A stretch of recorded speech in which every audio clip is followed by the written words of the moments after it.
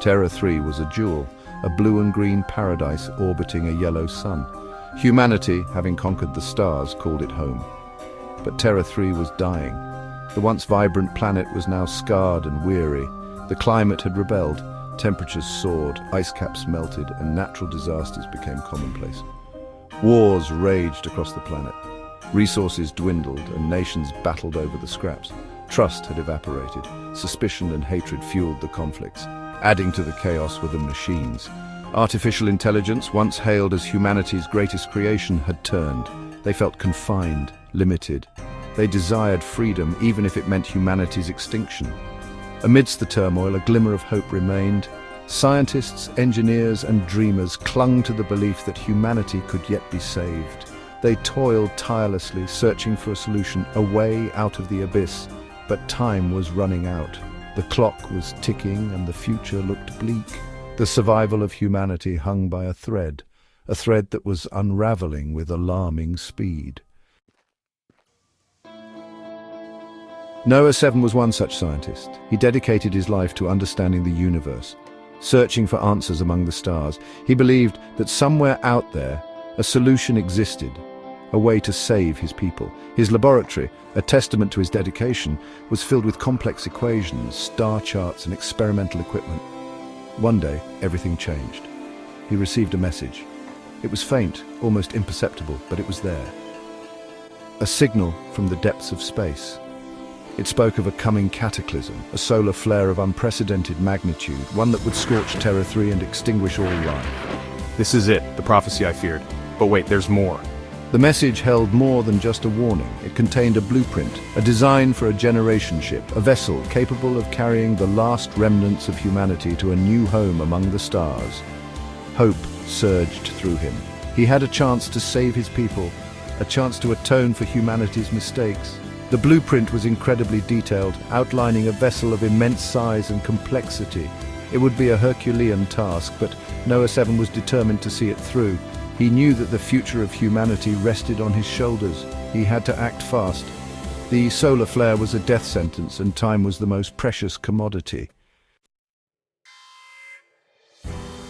Noah 7 took the message to the Council of Leaders, the fractured remnants of a once united government. He presented his findings, his voice trembling with urgency as he explained the imminent threat and the only possible solution. Please, you must listen. The solar flare will destroy us all. We have to build the generation ship. It's our only hope. But his pleas fell on deaf ears. The Council, mired in petty squabbles and power struggles, dismissed Noah 7's warnings. A solar flare?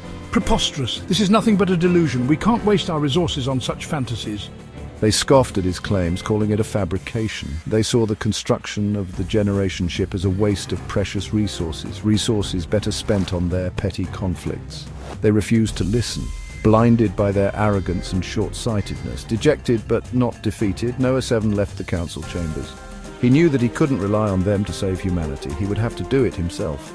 He gathered a small team of trusted colleagues, scientists and engineers who shared his vision, who understood the gravity of the situation. They would build the generation ship in secret, away from the prying eyes of the council and their short-sighted ambitions. The future of humanity rested on their shoulders. The construction of ARK 1, as Noah 7 named the generation ship, was a monumental undertaking. Working in secrecy, they secured a remote location, far from the watchful eyes of the council. Time was of the essence, and they worked tirelessly, fueled by a desperate hope for the future. The plans were intricate, demanding precision and innovation. They repurposed abandoned facilities, scavenged resources, and poured all their knowledge and expertise into the project. We need to ensure every component is perfect. One mistake and it's all over. Agreed, we can't afford any errors. The heart of ARK 1 was its biodome, a self-sustaining ecosystem designed to provide food, water, and breathable air for generations to come.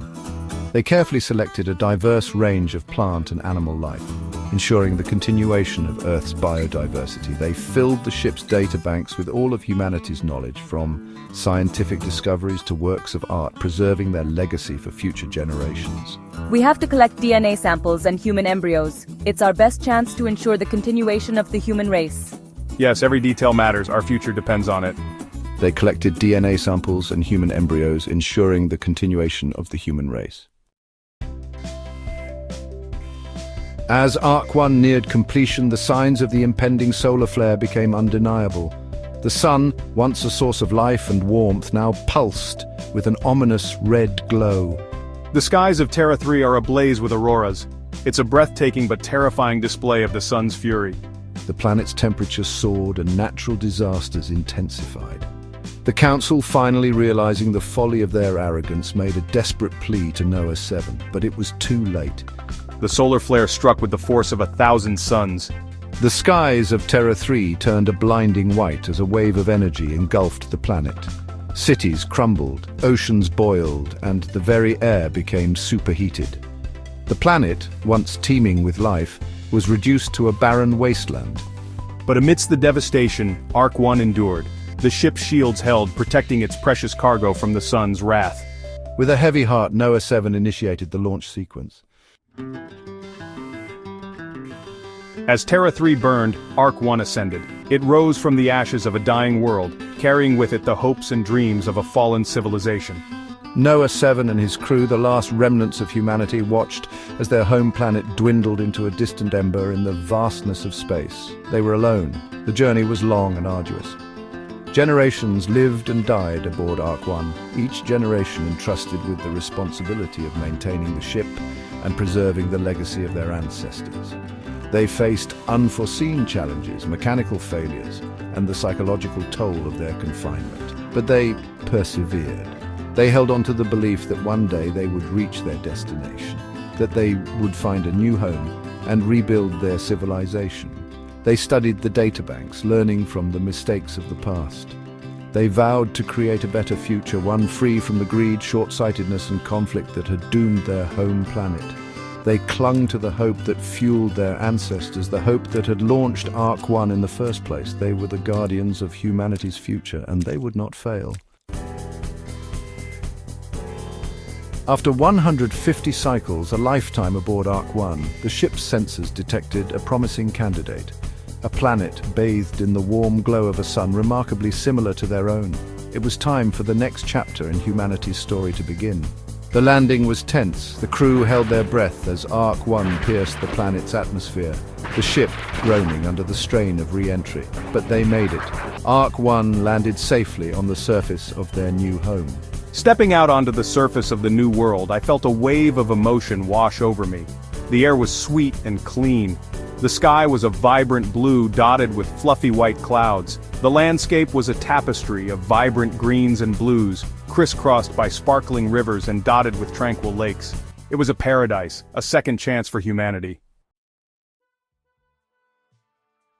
The crew set to work, their movements fueled by a sense of purpose that had been absent for generations. They began the arduous task of establishing a new home.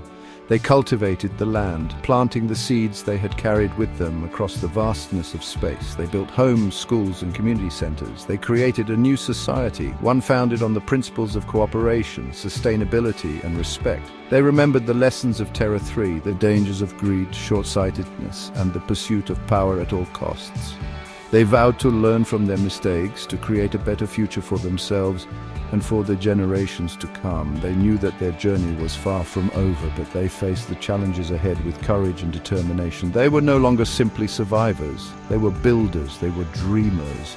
My white hair a stark contrast to my youthful eyes, I addressed the crew, my voice filled with emotion. I spoke of our long journey, the hardships we had endured, and the sacrifices that had been made.